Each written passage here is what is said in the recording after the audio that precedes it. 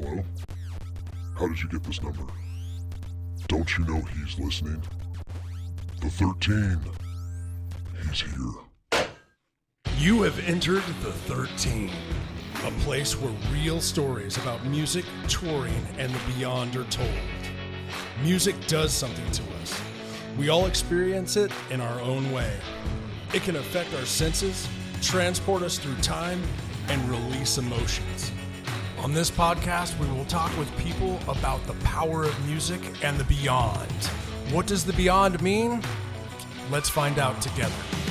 Turn on your metronomes because this time is about to be tracked. This awesome hang with one of my best friends was recorded before King's X canceled their European tour dates. What is going on? What is going on, everybody? I'm your host, Ryan13, and today we are joined by the almighty Doug Pinnick of King's X, KXM, Razor 13, Grinder Blues, 1,000 other different projects because he's always working. Doug, how are you doing, my friend? I'm doing okay, but I got to do that what is going on one more time because my cousin did it first, long time ago. Oh, okay. He would bust into a room whenever there was a bunch of people in the room. He would just run into the room and yell, "What is going on?" But you got to have it with it's a real psychotic way. It's like, "What is going on?" Yes. That's how he did it. He'd walk in and it would startle us because he wasn't laughing. It was like, "What is going on? What are you doing?" You know. Well, I love that, and thank you for doing that. Like, you're welcome. I'll never forget.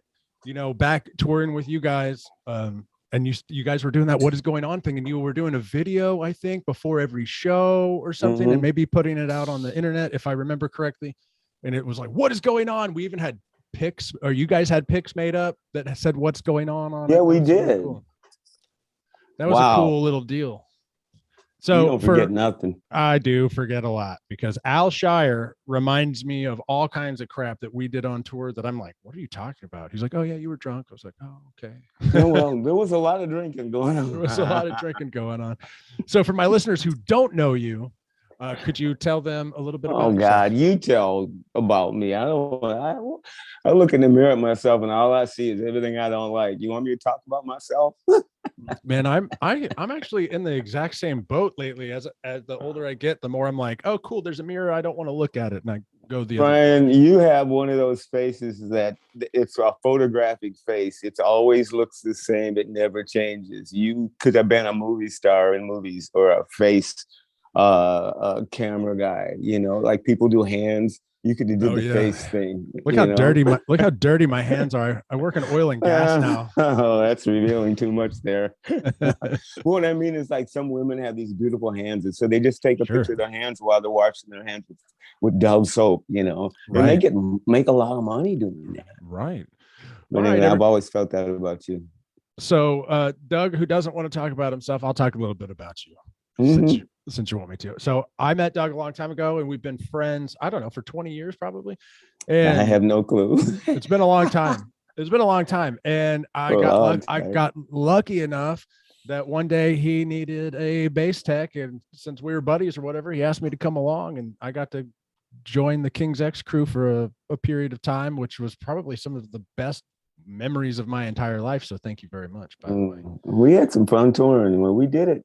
We did. And then later on, I was in a band, and we weren't doing so well with singers for a little while. And we had this whole record pretty much close to being done, and our singer quit, and you stepped in and said, "Yep, don't get rid of those songs. I'll do it." They were great songs. Razor 13. Razor 13. I wanted to do a reunion show, but the whole pandemic happened. Squashed the 10-year anniversary record release. It's hard doing anything these days with the pandemic and ons and offs, and COVID comes back and COVID's gone. I know. And now we got monkeypox. And more bullshit. It's like somebody said, it says, "Can I have one day without a major world crisis? Just one." Right. And the thing is, there's a major world crisis going continually. as long as we've been alive. Right. It's just that they want to use it to get something out of this. I feel this right now. Yeah, we all know nobody trusts any of this shit, but we don't have any proof. You know, we're all waking up to it. That's for sure. I've been doing the conspiracy theory for 60, 70 years. Well, I'm 71, so at least 60 years. And the problem with all the conspiracies that I've believed in for 40, 50 years of my life, none of them have still been proven. And so at my age, I'm looking back going, how much time have I wasted and how much energy and fear and encouragement and just the whole world was wrapped around these issues, the fighting, the arguing, the rabbit holes of trying to study and learn. But at the end of the day, none of them have ever been proven to be true. I still believe a lot of things, but sure. That could come true. It could be. I mean, we're not dumb. We know something fishy's going on. Right. But that's kind of where I have to leave it now. It's like something fishy's going on. And until you can show me beyond a shadow of a doubt, what am I going to do?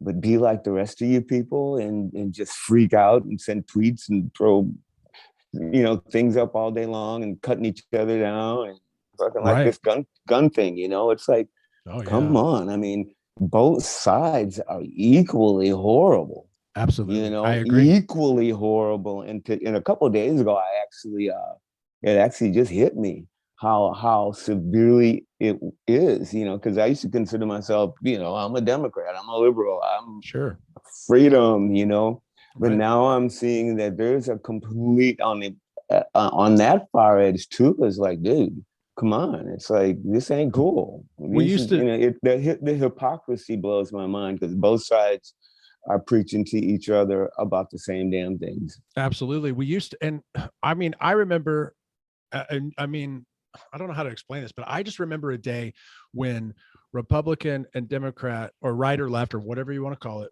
weren't really that far away from each other. We believe on one side, we believed this, and on the other side, we believed this, but we could have that common ground. And now it's starting to get so much further apart to where you can't even have the common ground. And when you were bringing up this gun thing, like 100%, the Republicans come out and are like, guns don't kill people, people kill people. And then that's true. Right. And then on the other side, the liberals are like, more laws, take away the guns, get whatever, or whatever it is they're saying. And it's like, okay, cool. We always say this stuff, but we're not getting anywhere. Let's get somewhere. Right. Because even more laws, that's just not going to fix something either. Right. That's where I'm in the middle. It's like, keep your goddamn guns. I don't know why you want so many of them, but it ain't in my business. but I don't want to take your fucking goddamn guns away from you. I have no problem with that. I have none. Go for it. It's an awesome thing. Just let's have some laws made that these motherfuckers can't buy guns so easily and go out and kill me or you. And it's not a gun thing. It's a society thing. Absolutely. Ain't nobody gonna take nobody's gun. I'm so sick of people saying they're gonna take my guns away from me just because and here's the problem though. It's like when you make a law that restricts one thing, then you can make another law to restrict another, and it'll be a domino effect because that's usually what happens when you create a law. Right. And you can say that to both sides. Yeah. Both sides. You create the law and the domino effect. And so instead of people just rejoicing at one thing, they're worried what's going to happen down in the future. Yeah. And so it's designed that way.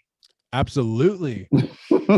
See, dude, my buddy Brandon has a podcast called Expanding Reality. I've been plugging him a lot, and they talk about conspiracy theories, religion, God, mushrooms, all kinds of stuff, whatever you want, whatever you think about. And I happen to be on a live on Saturday, not this Saturday, but the Saturday, last Saturday, the 21st.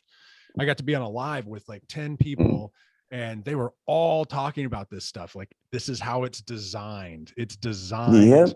This was planned by Rockefeller a long time ago. And this is how we're doing things. This is where I look at it is, I don't know if it was planned by Rockefeller. All I know is it seems that there is some mastermind behind all of this, because it's working so well that we're beginning to see the picture, but we don't know where it's coming from. See, that's my problem is with conspiracies. When we start naming names, we devaluate our argument, because we really don't know.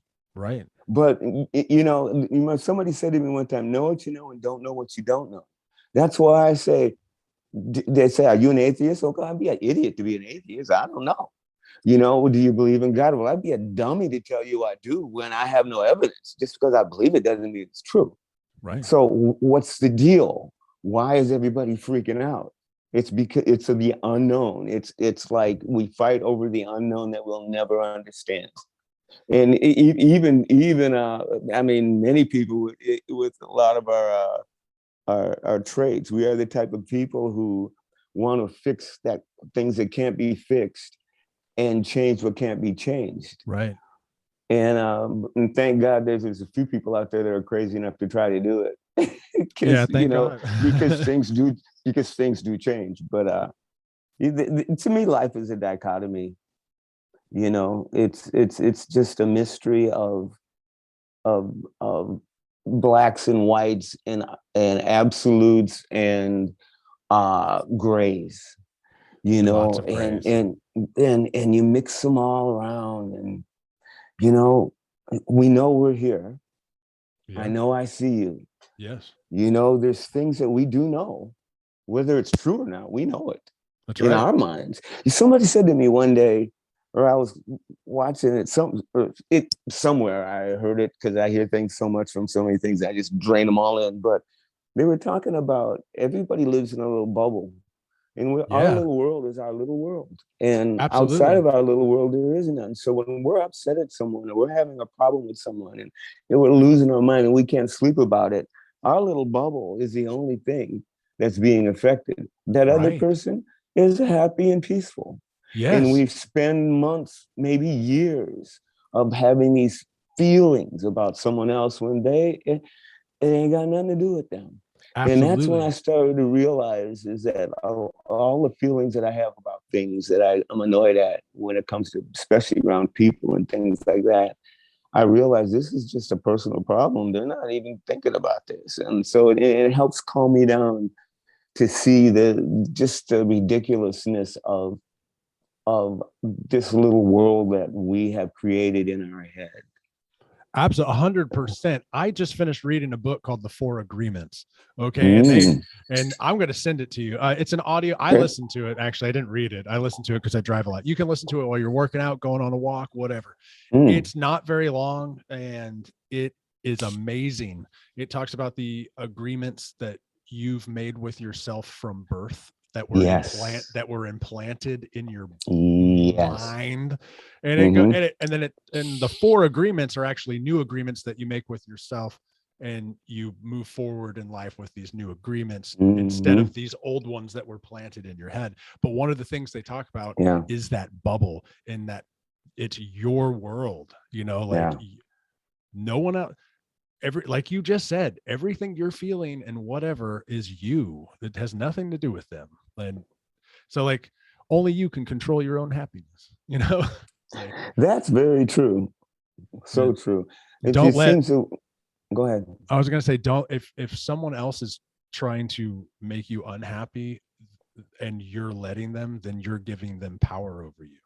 That's true. And we've lately, I guess, learned somehow, because of the internet, we're learning personality traits, the narcissists, the empaths, the IMFJs, the psychopaths. And we're all beginning to understand who we all are and why we are. We're starting to understand who we are.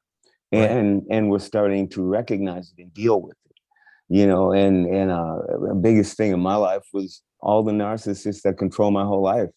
And when I realized it, I was upset because I realized it had nothing to do with me, and my whole life and everything I've done was driven because of the way they made me feel. Right. And when I realized that, I kind of don't know what to do now, because I don't have any.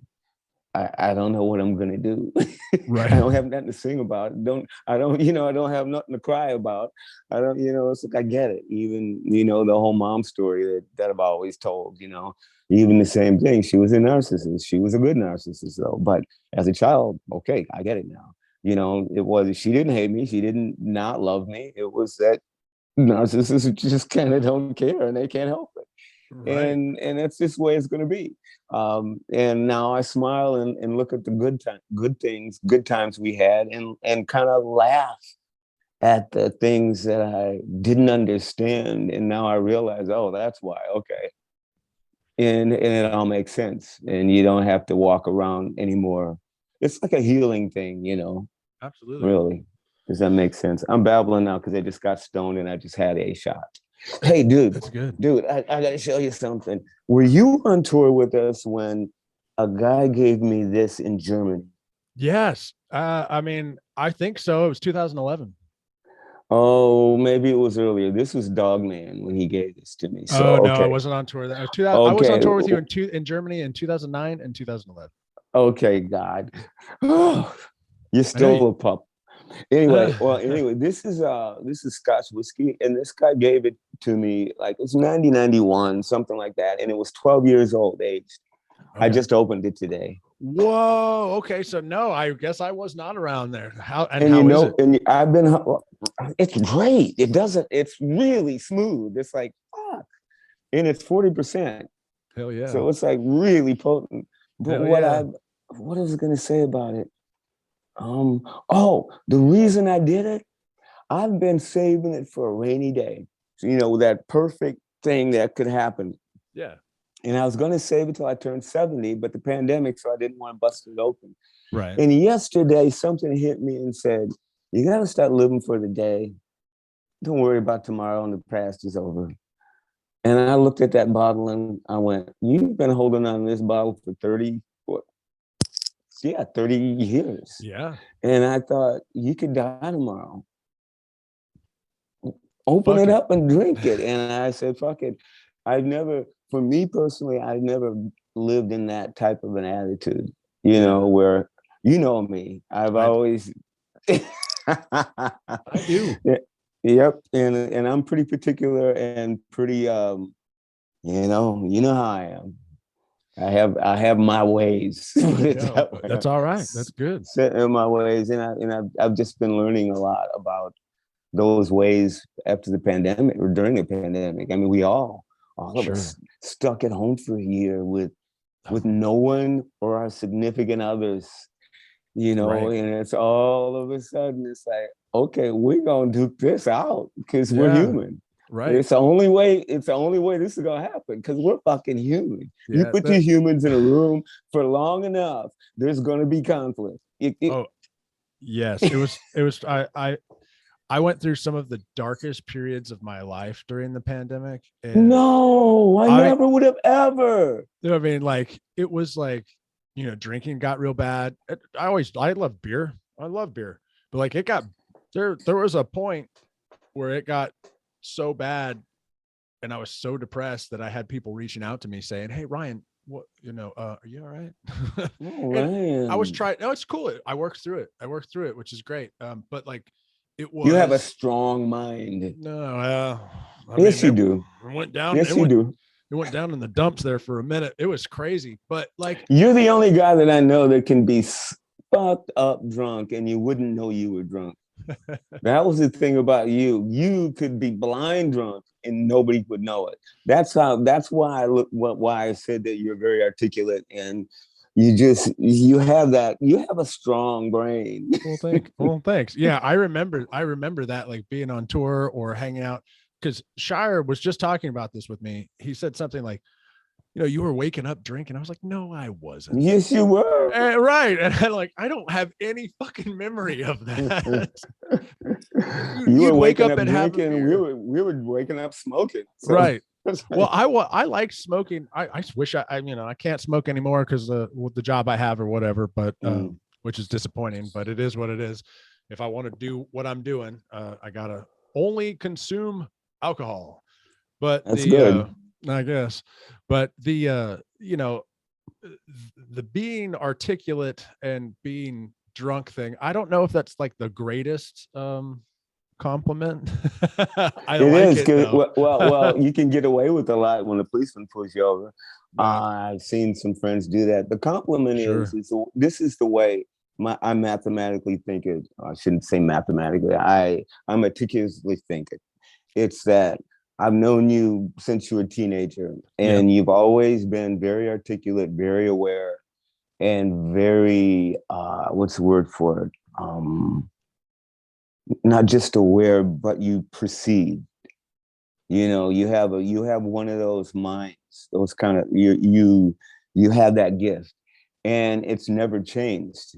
When I met you, you are still the same person. I haven't, most people that I know, you see them change through their life to like get to this place where there's this focus. You seem to have always had some kind of a focus. The way I used to think it, because I'm an IMFJ, so I judge everybody. But I always think is that your family, your mom and dad have this really high genius quality in their brains. Okay, they're very, very smart people. They have the genes. You and your brother have them. Your brother has the issue, Right. and you are one chromosome from it. So Right. you got the gift without the overwhelmed thing, Sure. and that's what I see in you, and I understand it because at my family we have people in our family the same way, and they say that one fine line between genius and insanity is really true, and Wow, you can yeah. even, and if you met enough people and lived long enough, you can see who has most of those traits and who doesn't. Through their daily life, you can see the meticulousness, the non-meticulous, the things that they're aware of and other people aren't aware of. I can walk through the kitchen, I know what was cooked, I can smell it. Right. And somebody else says, I don't smell nothing in here, or you just feel the ground, the weather, it makes you feel different, and other people just, the wind's just blowing, so it comes in degrees, so anyway. I love you, Doug. Thank you, man. That's I very love nice. you You're too. awesome, man. Hey, look, I got you back here. There you are. Can you see Which it? one? Oh yeah, cool. I That's love the that photo. picture. That's the photo I took that Trent got credit for, by the way. He did? Yeah, I took that photo. I took the first week. And you probably told me, and I was so busy, full of myself, I didn't pay attention. Well, what happened was that was 2009. We were in Wolverhampton. I took the photos for the first week and a half, maybe 2 weeks, and Trent was with us, and Trent needed something to do. Something to do, yeah. And so we gave him, so I handed over the camera to Trent, and he took 10,000 photos. That dude took, and he took a lot of great photos. The only reason I know I took that one is because I remember lining you up on the edge.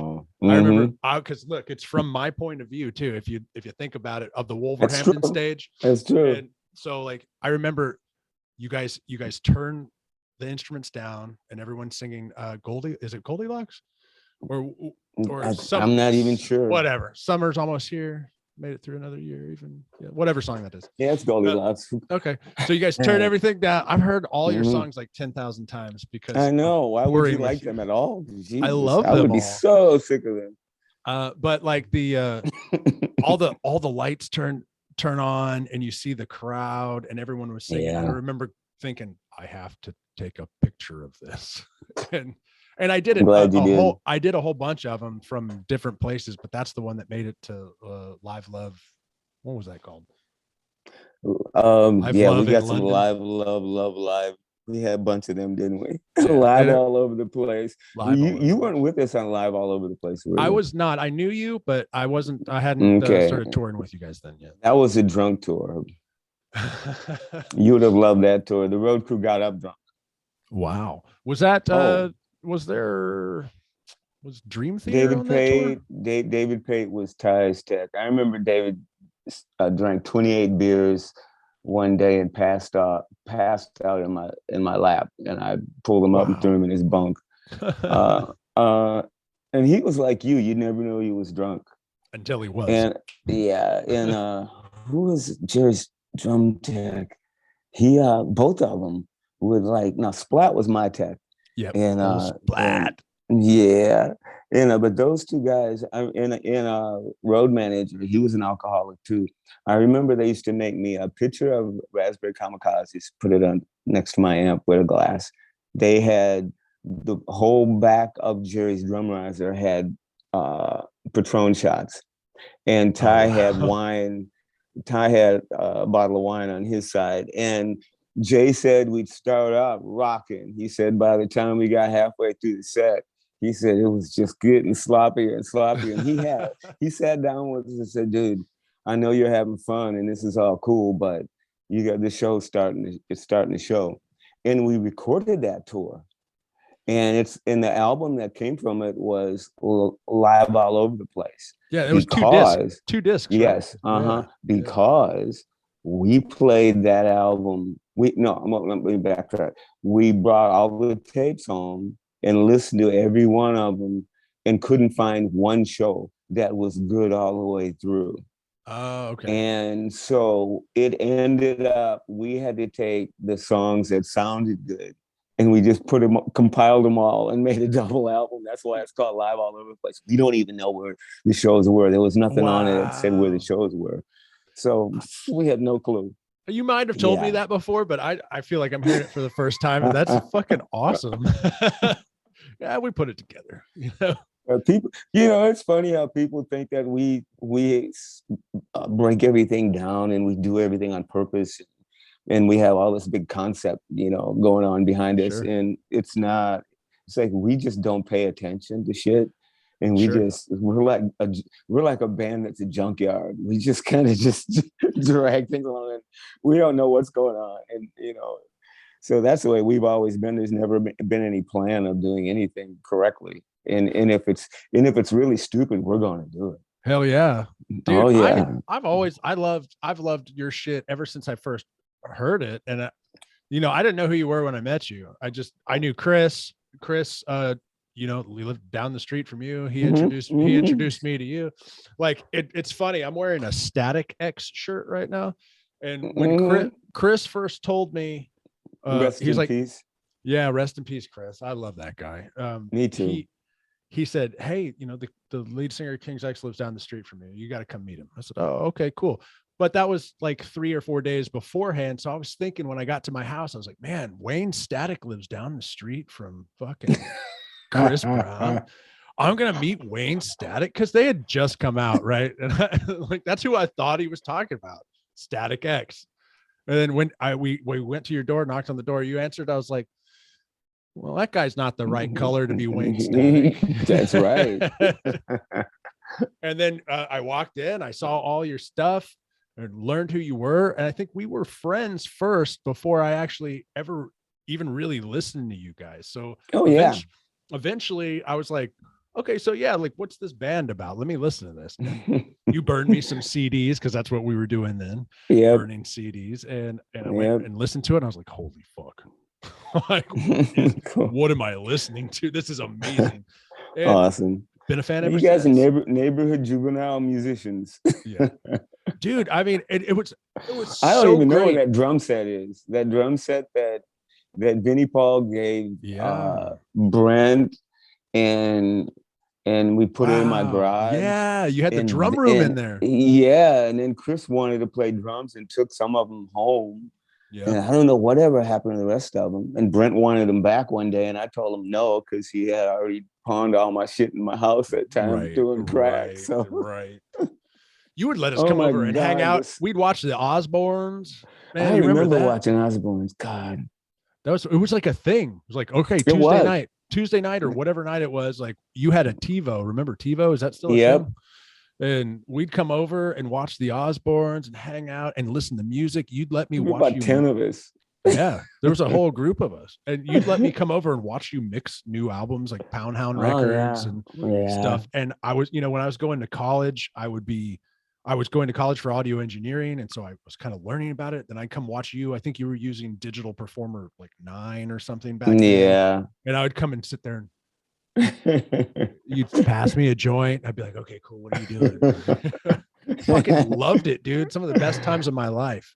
Thank you Mexican dirt weed, man. Yeah. Mexican dirt weed. God. But we called it King Bud. We called it King Bud because I'd get it from you, and it was the best Mexican dirt weed I'd ever had. It usually was.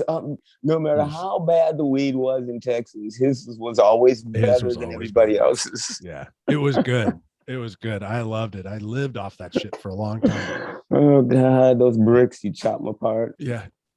Like, I can get you a quarter ounce for $145. I don't remember what it was, but it was it was cheap. It was a quarter pound for $150. That's what it was. $50. That's right. Yeah, that wasn't bad. Jeez. Yeah, it's been a long time. So speaking of music, when we were talking about music, and I know we're going to talk about tour stories here more in a second, but like you got a new album with King's X coming out. Yeah. When is that coming out again? At this point, September 4th, 3rd, 2nd. September 2nd. My birthday is the 3rd. So September 2nd. Yes, it is the 3rd. That's right. It's been 14 years, I think. Wow. Yeah. So how long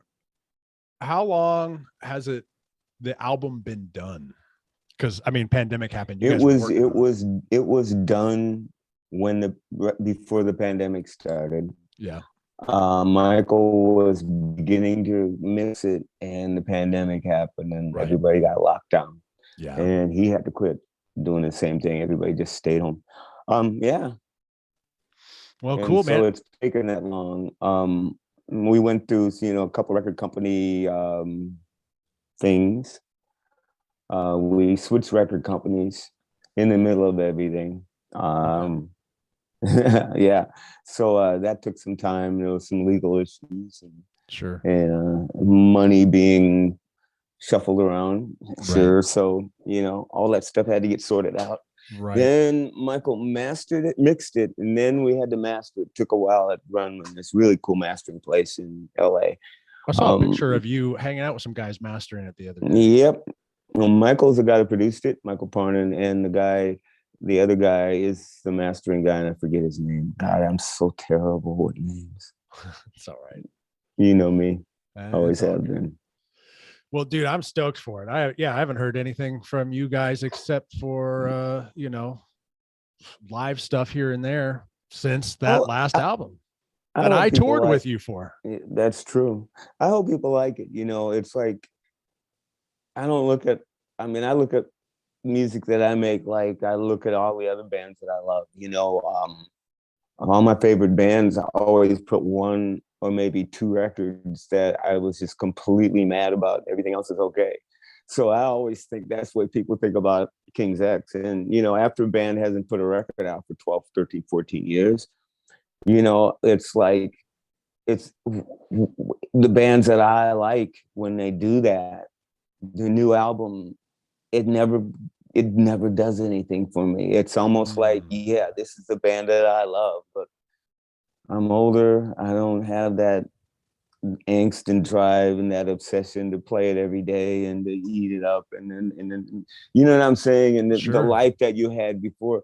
So it's not a concern or a worry. It's just that I'm just curious to see what people are going to say on this one. Now, again, people have heard it, they love King's X and they think it's, they think it's amazing, but they always say that. So it'll be curious to see what people think. We did everything we could to make it the best album as we could. We really did. We didn't pull any stops. To the point where the thing that gets me about this record is every song sonically sounds different. Bass, guitar, everything. It sounds different. Sounds like a different record. It's like every song is that drastic. It's like Gretchen, but way beyond. When it comes to modern. we got a tune that sounds like fucking Black Sabbath on 15 off their first album. And Wow. then and then it breaks into just this beautiful Queen choir at the end, you know, and it starts out, you know, like with this beautiful acoustic thing that reminds you of like what's that song? Legal Kill.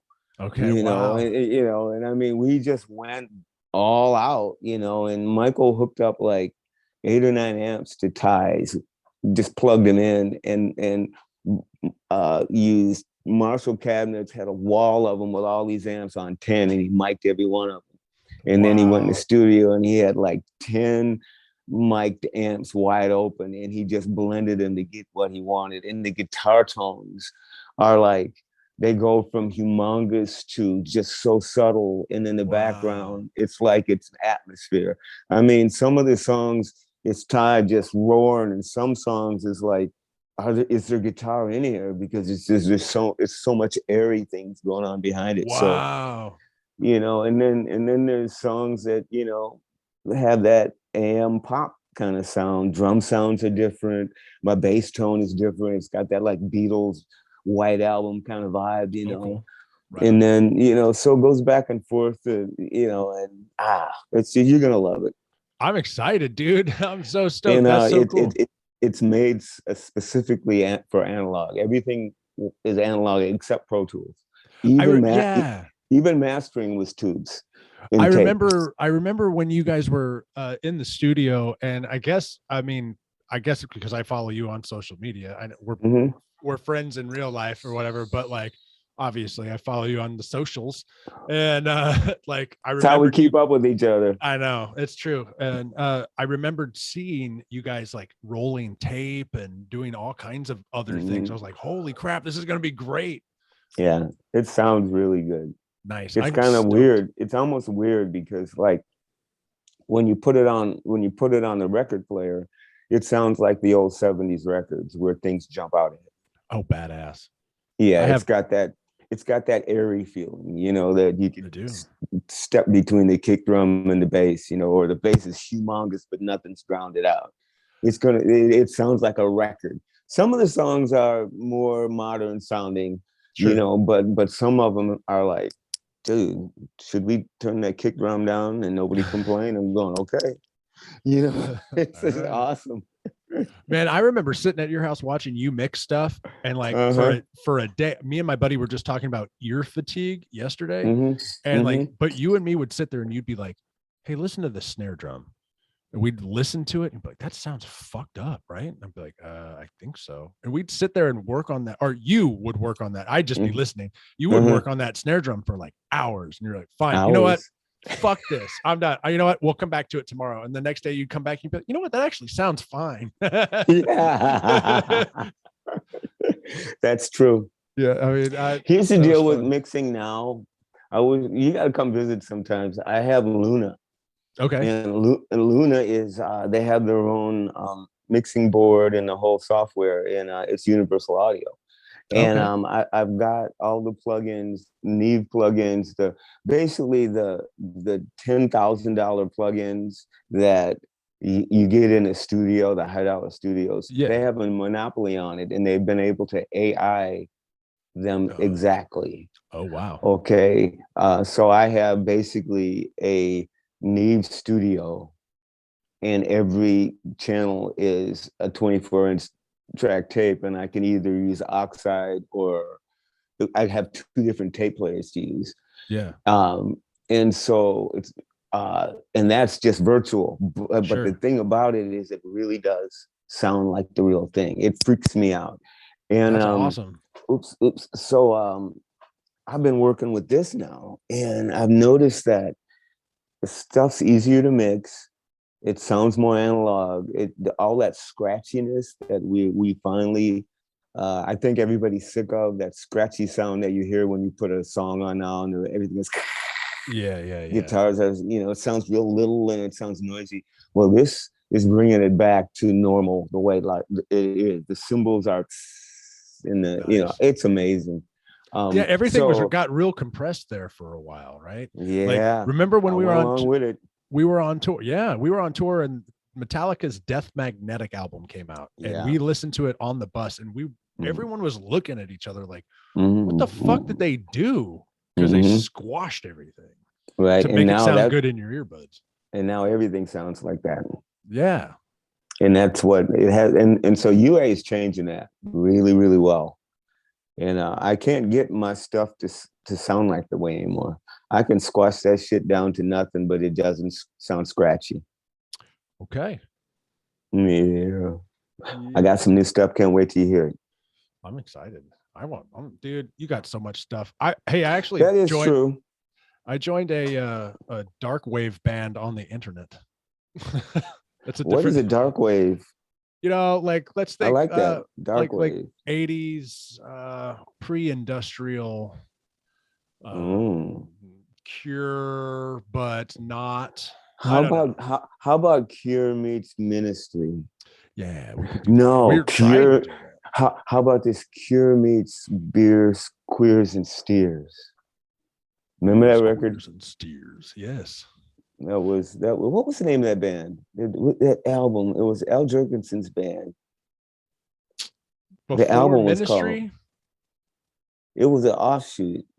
Oh, okay. I don't remember. I remember watching not too long ago. I just watched some Ministry stuff like from the first album, and I forgot or I didn't know how poppy Ministry was. People don't know. I've known Al since that. Yeah. First time I met Al. He had an accent that. No, he came from Chicago. But he was singing in an English accent on that first album or whatever. Oh yeah, just like the Green Day guy did. Dude, me and my cousin used to go to gay bars and hear his music. I mean, because that's what it was. It was gay bar music. I mean, yeah. Dance club music. I mean, it was straight up, you know. Yeah. And we had went out in Chicago one night and was partying, and I was going back to my cousin's house with him, and we were walking down the street and saw this window that said Wax Track Studios. Oh wow! And we're standing there going, man, you know, we didn't have iPhones or nothing, but we couldn't take a picture, so we just stood there for a minute, just looking at it. And Al opens the door and yells at us, says, "What are you doing looking in here?" Wow! And we go, well, we like Wax Track's music, and we're just walking home from, you know, because it's two black kids, you know. Yeah. And and so he said, "Come on in," and we went in, and he says, "I'm mixing this metal band," and all you heard was drums and these two NS10 speakers. They sounded like they were gonna blow up, and the speakers are just pumping back and forth. Wow! And all you can hear was this Ministry type. Right now, mind you, this music had not come out ever. Wow! At this point, it was still that, right? You know, and he just says, "Yeah, I'm mixing this metal band." Asked us if we wanted to do some cocaine. And we looked at each other. I mean, we're like, you know, we're in our 20s. Sure. Right. And we look at each other and go, no. And we said, let's go. And it was weird. This guy was sitting next to him, had this big old bag of cocaine, and he just looked like he was fucked up. And the vibe was not what we wanted to stick around. We just didn't know. And it was 3 a.m. We were tired. Yeah. So we went home. That was the first time, but and from that point on, and then I moved to Texas and living there, and we'd go to Numbers, and Al started hanging out at Numbers. Yeah, and then we started hanging and talking and stuff. And I think his picture is on the side of Numbers. Yeah. I was just there the other day, like for Record Store Day. I was downtown and I went to all the records, Cactus Music. You know, you've been there. And I was like, oh, hey, let's go eat at this Mexican food place that's right next to Numbers. And we went to Numbers and pulled up, and they have this mural of people, and fucking Al Jorgensen's on the damn wall. That's true. They all hung out there. We ran into each other and talked. But dude, I've known him for so long. Went to see him see Ministry play a few weeks ago here in LA, and cool. Got to hang with him. Who were they with? Were they with Cradle of Filth? No, they were with somebody else. Who was that? I can't remember now. But we hung out, you know, and stuff. And Carlos is the bass player. He and his girlfriend are really good friends of mine. We hang out. Yeah. And so it's just I guess all I'm saying is I've known that guy for a long ass time, and we have run into each other many, many times. Dude, I've got so many I've got stories, or you have so many stories that are like this. Like, this is the first time I think I've ever heard this one. Or again, my memory might not be that great, but I have a story about you and famous people. I mean, you're famous enough, but like, I'm a kid, like a teenager, maybe I'm 18 or something. I'm hanging out at your house. You back then, we didn't have smartphones or anything, so you still had landlines. And you would screen your phone calls, as you should, because I mean, who the fuck, who, you don't ever know who the hell's going to call you. And the phone's ringing. We're waiting for it to go to voicemail. I'm actually standing next to it. It rings. And it's like, "Hey, Doug, this is Chris. I just wanted to talk to you about," and I can't remember what he said, blah, blah, blah. And I was like, "Why does that guy sound familiar?" Like, "Oh, that's Chris Cornell. I'll call him back later." I was like, "Wait, hold on. Hold on. You'll call Chris Cornell back later?" I was like, "What are you fucking talking about?" And I did. And you did. I mean, you've introduced me to Dimebag, everybody in Pantera, everybody in Dream Theater, people from Typo Negative, the list, fucking I met people from Journey because of you. Like, this community that you live in. And I was blessed to be able to be brought in for a little while and meet people like Dave Ellison, even though I know he's in a little bit of trouble for something a little sketchy. Yeah, anyway, whatever. Hey, he ain't in trouble. Okay. It's a court of popular opinion bullshit. Oh, okay. I got you. We can talk about that too. Yeah. I mean, God, it's like everybody has done something in their life that they're ashamed of. And why is it that when some girl throws up somebody's dick pic on the internet because they mutually were sending each other pictures, and if the world sees it, and all of a sudden you kick the guy out of the band immediately? That's bullshit. Yeah. I kind of agree with that too, because like, the girl had his back too, didn't she? Yeah, it was consensual. She said it was an accident. Yeah, sorry about that. And then Dave's like, "You're out of the band." But you know he what? He lost his whole job and everything. It's just like, Metallica, all I can say is Metallica did that to Dave. Yeah, they're like, "You get that's you're true. out." Well, it's about business and how people are going to perceive you also. When you are in a band that makes X amount of money, you really aren't in a band that's yours anymore. You're in a band of handlers who tell you what to do to ensure that the money keeps coming for you and especially for them. Absolutely right. And the bigger you get, listen to me, people, the bigger you get, the more you lose control. I promise you. There may be one band that I could think of that doesn't have that problem. It's Pearl Jam. They've always done everything on their own, and they're a close-knit band, and everything is contained. And they are a testament to this fucked up rock and roll world that the corporation has created for us. Wow. Dude. Yeah. Well, thank you for the testimony. I mean, well, no, dude, I mean, I 100%, I get it. I see it. You remember that house, like where Big Mike lived and stuff? Yeah. You lived in our old manager's house. Yeah. I lived in the old mansion. It was huge. And there's a studio in there. And like Big Mike slept in the control room, which what was the control room? I slept on the floor, where the band would have played. I think I was in a band with Big Mike then. It wasn't Razor 13. It was, I don't know what the hell her name was, but our band King's X paid for that house, and I know the house Galactic Cowboys paid for that house. Wow. And either way, he paid for that house on the heels of two rock bands. Yeah, the house that King's X built. Mm-hmm. Do you still talk to Paul Sharosky? Yeah, I just talked to him a couple of weeks ago, actually. How's he doing? He's doing great. He's got a kid. His wife's doing awesome. He seems to be happy. He says basically no problems. Life is really good. Awesome. I contacted him, so I needed to find out some information on my Naked album, because I'm going to put it out on vinyl. And badass. So I remixed it last week. Oh, and, dude, awesome.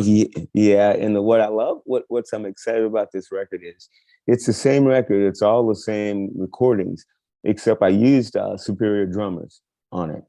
And I was real happy and proud of the drum sounds and stuff. But that's been 12 years. and Superior Drummer 3 is like light years better.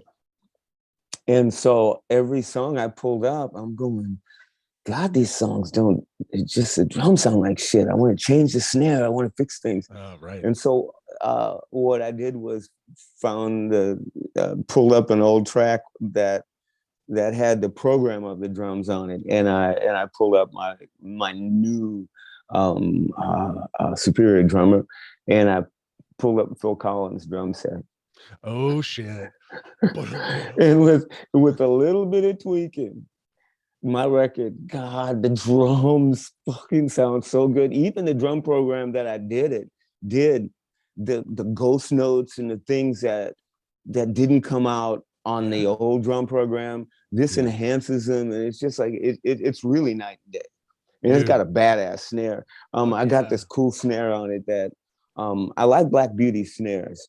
But this one, and I always try to use it, but there's another snare, I forgot what it's called now, but I know where it's at. And I punched that in one day, and it just like, it's a snare that doesn't have a tone, but it does. It's not high, it's not low. It's just this thing that doesn't make you hear a tone. I mean, the tone of anything. And that's what I wanted. It's like when people rap, there's no tone. They're just there's this solidness, and I like a snare that sounds that way.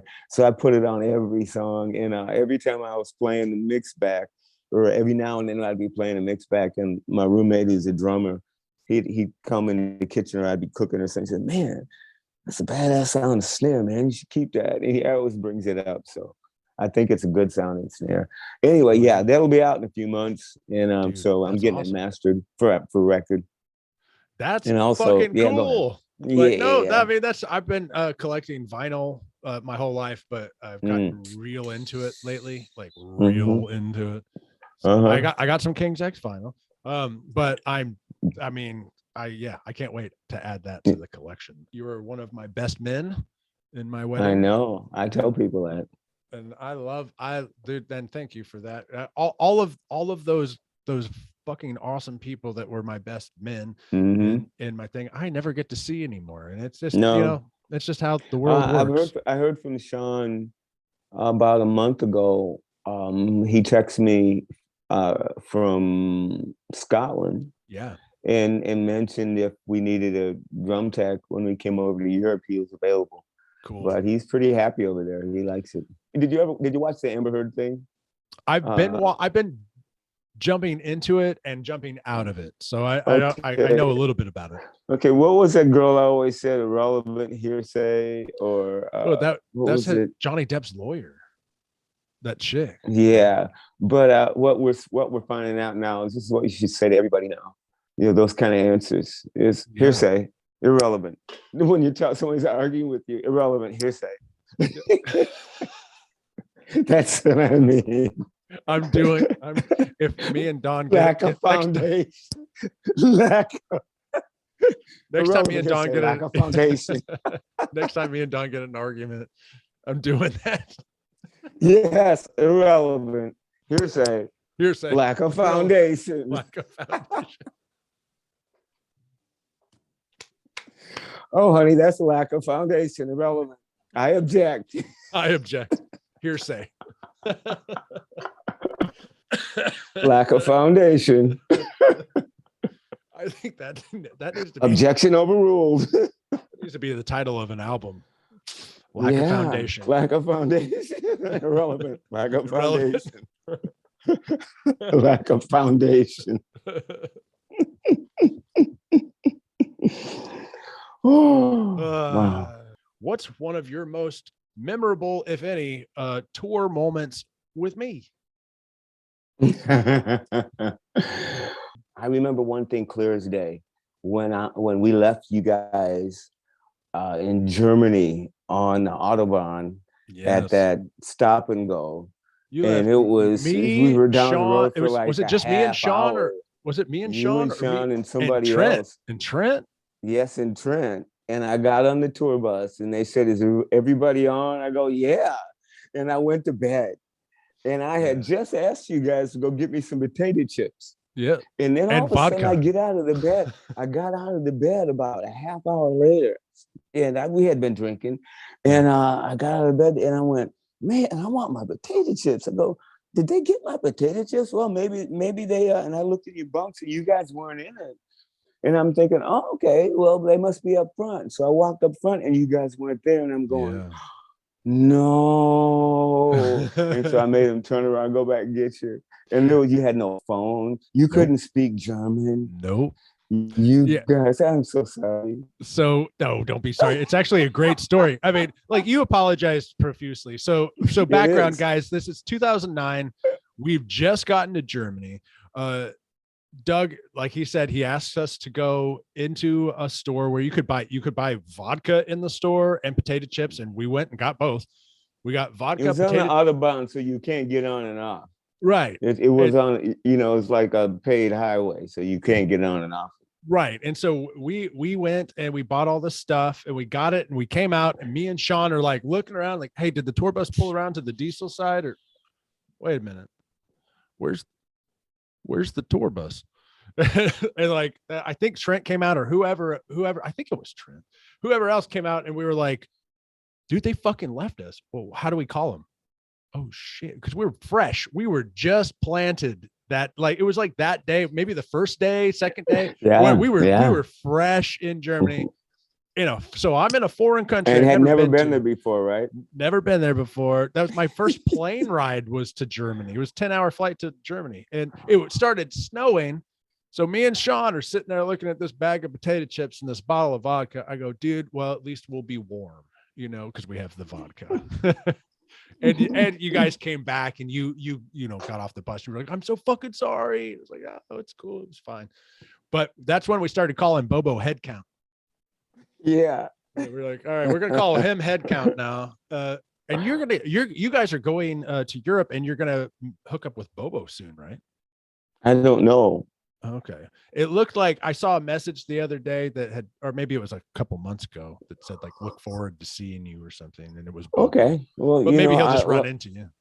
You always known that I'm the last person to know anything in King's X. Always have been, always will be. It's either I'm not told or I don't pay attention. Probably a combination of both. And and I take all the blame. Somebody will say, hey, Doug, you want to do this? And I'm going, okay. And then all of a sudden, 2 months go by and say, hey, man, you're supposed to be doing so. Why didn't somebody tell me? Nobody told me. Yeah, we told you. When? I haven't seen nothing. Go back to your emails a month. And I go back, yeah, I'll do it. And I'm going, oh, sorry. And I get my shit together. It's usually podcasts and shit like this, Right. And I get all upset at first, going, nobody tells me nothing. And then all of a sudden, well, there it is. You just, man, I get so many messages, that I used to stress about it.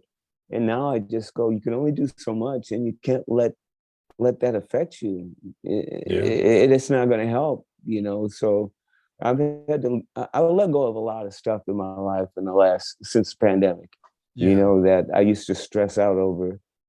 I just go, no, I can't. And I'm not going to give you an excuse. I'm not even going to go there. It's like, no. Yeah, I get it. You get to a place in your life, and like I feel like I'm getting there myself, where I work. You work your ass off. I work a lot, and time for a break. Yeah, well, I mean, think about it. I did music professionally for a decade, and then now I've done oil and gas professionally for a decade. What's next? Like, podcasts. I don't know what's next, but it's something is, I think every 10 years for me, apparently teams, it's either going to be more music or something's going on, and the world is awakening. We're all figuring life out all together. It seems like, I think it's definitely time to kind of figure something out. It's true. So I think everybody's talking that way. So many people I run into. Yeah. Everybody's got the same story. Yeah. They're awakening. So it's a real, at first I thought it was woo-woo, like hippie woo woo.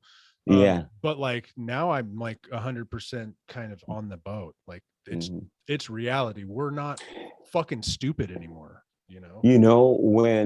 When a train that's about to go off the rails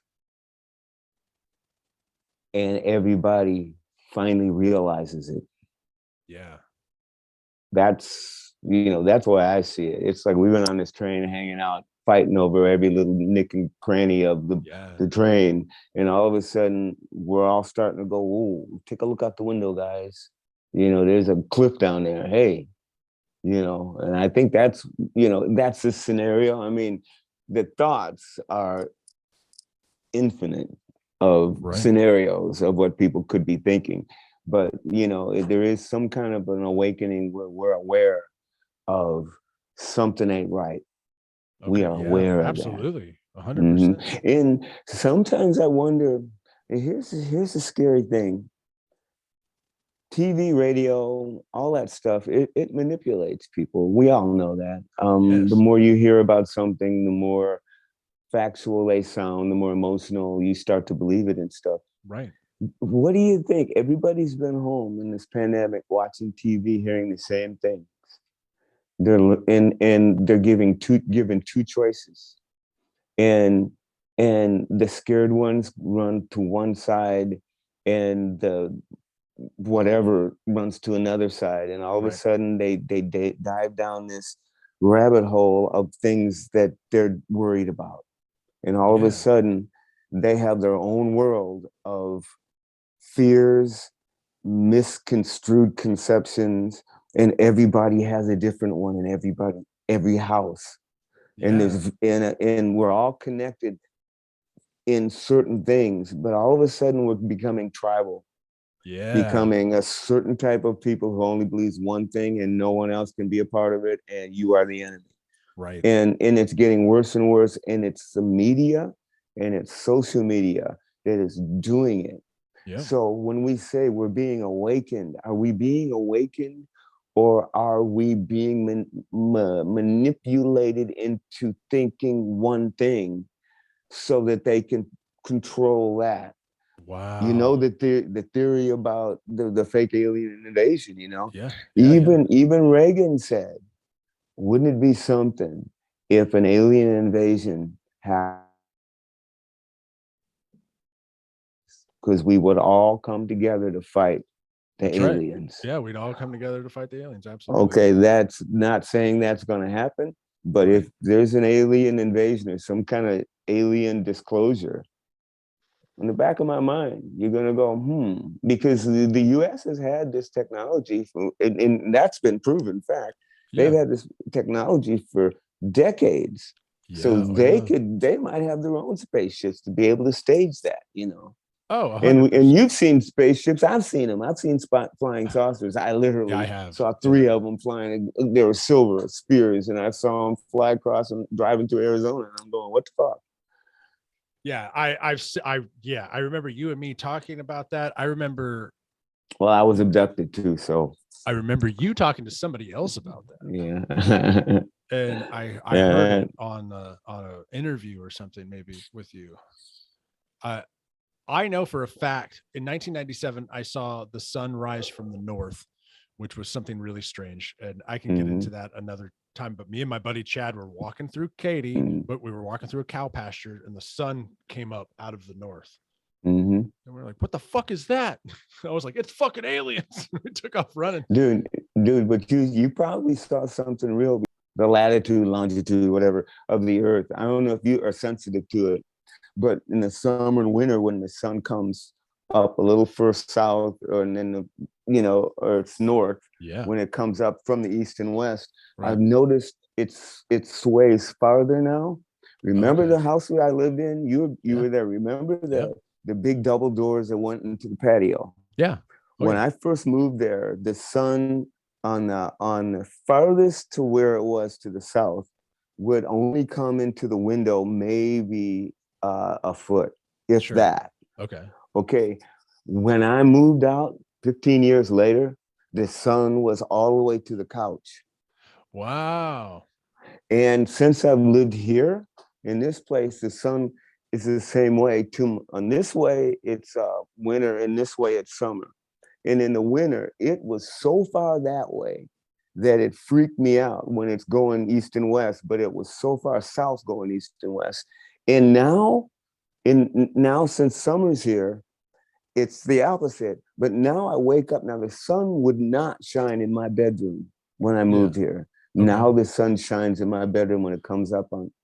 And so there's something going on. And scientifically, it's true, though. The Earth it changes its axis. I mean, not axis, but it tilts a little further back and forth every year, and they have to change the the dials, I guess. Even Ty's dad said that they have to change the longitude and latitude just a little bit every year because the Earth is really doing that thing. I mean, yeah, I get it. We're literally flying through space right now, you know. Yeah. Isn't that crazy? I mean, if that theory is true or whatever, that the Big Bang happened and we're just fucking rocketing through space. Check this out. If you put take just anything that's just down to almost the minute nothing, and smash it and put a telescope on it and look at the world in there. It looks like here. There's all this space. Yeah. And then there's these life forms, and they have lives, and they have mouths, and they move, and they recreate. Yeah. And so, and then I think, you know, how small I am, and just from here to Saturn. Yeah. You know, and so if you look at the universe, we are less than DNA. Yeah. We are smaller than the smallest of and we live for a second. Right. For us, 100 years is a long time, but in the scope of things, it's like a firecracker. Just, yeah, you know, You're right. It's and my only answer is live from day to day. Live for the day. Absolutely. Like why absolutely. And why are we granted with the gift of knowing this or being able to uncover this? Why is it that we supposedly have this spirit that goes to another place for a reward? Right. I just believe we're energy, and energy goes back into the grid. That's what I always thought too. That's what I've always thought. I mean, they say energy doesn't die, so it has to dissipate into energy. Yeah. To the universe. You keep going, you go back to the source. Right. You know, and our body, well, it'll just go back to it'll decompose into the earth like everything else does, right? I mean, isn't that amazing how the earth swallows everything up and turns it into dirt? Everything. Yeah. It's amazing. And if it can't turn it into dirt, it turns into a metal or some kind of diamond. Right. Mother Earth is a motherfucker. I told my wife, I said, look, I just want to be buried in the dirt. I don't want a coffin. Mm-hmm. I don't want nothing. Just throw me in the fucking dirt. I do too. And there's 2 places in Texas that will allow that to happen. Apparently you have to pay it. Like literally, I want you to dig me a fucking hole and throw me in the dirt and let the worms eat me. And it's going to cost me more money than it's going to cost me to get embalmed, put into a coffin, and then put concrete on top of. So it's going to take an extra 2,000 years for me to decompose because concrete never decomposes. Fuck that. Put me in the dirt. Right. Like I want to get back. I'm going to do it easy right now. I've told everybody I want to be embalmed, but what I really want to do, and I just have to do the research on it, and that is there's a place where they take cadavers and they put them in this area and let them decompose, and students check them every day and check the decomposing and how long things do, and they learn from it. It's like a biological place. Yeah. Sure. I said, do that to my body. I don't mind. Yeah. You know, I ain't gonna be there. Yeah. Who gives a shit? I'm dead. I don't like the idea of my body being in a casket and put under the ground and then something put on top of it, even though I'm not there. It just makes me feel claustrophobic. Same boat. I don't want to have anything to do with it. You can put me in the dirt. But I don't want to be in the dirt. I want to be just left on top. Okay. But you know, I should put I put dogs in the dirt, and you know, I just always felt better when you see them later on and there's nothing there but some bones and they're sticking out. And it's like humans, we're so special. We're apparently, or at least we think we are. Next question. I don't have any more questions. I'm going to share a photo and then let's see, share screen. And then we're going to close this out. Oh man, I love that bass. I still have it too. I fucked your boyfriend. This guy, I don't remember who it was. Dude, that's a great bass. I love tuning that thing. Look how many. I still have it. It's on the road. Oh, is it really? Yeah, I just got a new 12 string. It looks exactly like that Schecter made for me. Dude, that's awesome. Where did I put these? And they're for sale too. You can buy them. There's another photo right here. This is from our European tour in 2011. It looks like. So we kind of did. This is what we did in 2011. That's what we did. Yeah, that's where we went. I want to go back to England. I mean Europe again. We don't want to go on tour either. Oh, look at that belt. Satan. I love Satan. And then you were wearing you were wearing a cross up here or something. Yeah, I was in awesome. My Defiant years. Oh yeah. There's some about I've always been rebellious in my own way. And that was a time when I was just getting really burnt out on religion and all the bullshit. Right. And I decided I'm going to wear a pentagram and a cross because neither one of them mean anything really if you look at history. Yeah. And that's the only reason I did it. Some people were upset and some people just said, oh, this is Doug being weird. But it was my statement. It was saying, I did some research on this and so far, it seems that these emblems have nothing to do with what you say they do. Right. So I said, I'm going to wear them and just to see what you have to say about it. Yeah. And I thought that was you. Yeah. Look at Johnny. Right. Johnny's dead now. Oh. Yeah. That was the lead singer of Skid Row when we were on tour with Skid Row. And yeah, he died. He died? Yeah. Something I don't know enough to comment. Know. Yeah. He died like this year or early or late last year. That was the tour manager. That's not what I'm trying to show you. Where's this photo? There's a picture of you, me, and Al walking down the street. And I just had it up a few minutes ago when I was talking to Al. I remember that picture though. I do remember the picture. This one. We were in Amsterdam. No, we had left Amsterdam and we went to this town in the Netherlands somewhere. And there was this river and we had the day off and we went down on this pier or not a pier, but just went down to hang out for a while. Yeah, it wasn't a river. It was like the Black Sea or something like that. And this right here, literally like 2 minutes after this photo was done, there were some teenagers on the other side of the street walking. She said, Bin Laden. He goes, yeah. Yeah, you were like, Al Qaeda. Pointed at Al because I mean, look at him. I know. Remember, people used to get scared of him. I know. Right, terrorist. Yeah. Anyway, I got 1,000 photos that I could share, and I will with you privately at some point. But cool. Man, I've had a really good time talking to you. I'm glad you allowed me to film it. Like, this is fun. Like, this is what I want to do for the rest of my life. I just want to talk to my friends. I want to talk about music. I want to have a good time and just chill.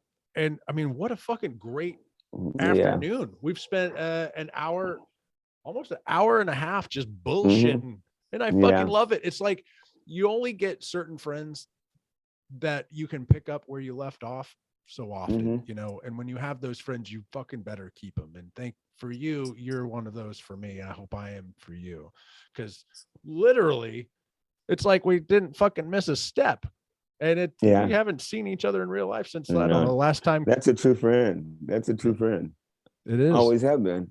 Yeah. There was never any awkwardness between us. We were just, the day we met each other, we were just like friends. It was like,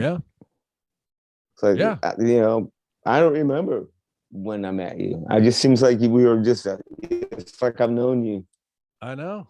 I got two stories about how I met. Well, one we already kind of told, but the other one was I was looking to crash at a buddy's house or something that was in your neighborhood, and I didn't want to go home or whatever. So I was just walking around, and you were smoking a joint next to your basketball goal, and I smelled it. And to time this period of time out, I was wearing Raver jeans. You remember those big giant jeans? It was late at night. It was late as fuck, dude. It was like, okay, I was out having a joint. it was like, I mean, it wasn't late as fuck, but it was probably like 10.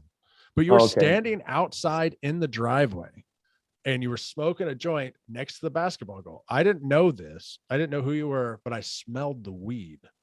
And like my spider senses went up or something. I was like, I looked over and there's this tall, slender black man standing next to the fucking basketball goal. And I said, I see you are partaking in nature's herb. May I also partake? And you just like nodded your head and you know, passed me the thing. I took a hit. I said, hey, I'm Ryan. He said, I'm Doug. I said, cool, thanks.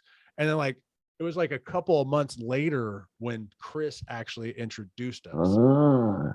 And then but then it took me even longer to realize, wait a second, the guy I met, that fucking cool guy who let me hit the joint and let me walk on down the road was Doug. Just random shit. Oh God. Those are the good old days. Hey, we're still in the good old days, dude. We're in the good old days till we're done. We're the good days now. Yeah. I love you, my friend. Love you too. Thank you so much for doing this. You're welcome. Is there anything you'd like to tell the audience before I let you go? I can't think of anything at the moment. I'll just come back sometime and talk again. All right. Fuck yeah. All right, everybody. This has been The 13 with Ryan 13 and Doug Pinnick. Thank you so much for joining us, and we'll see you again on the next one.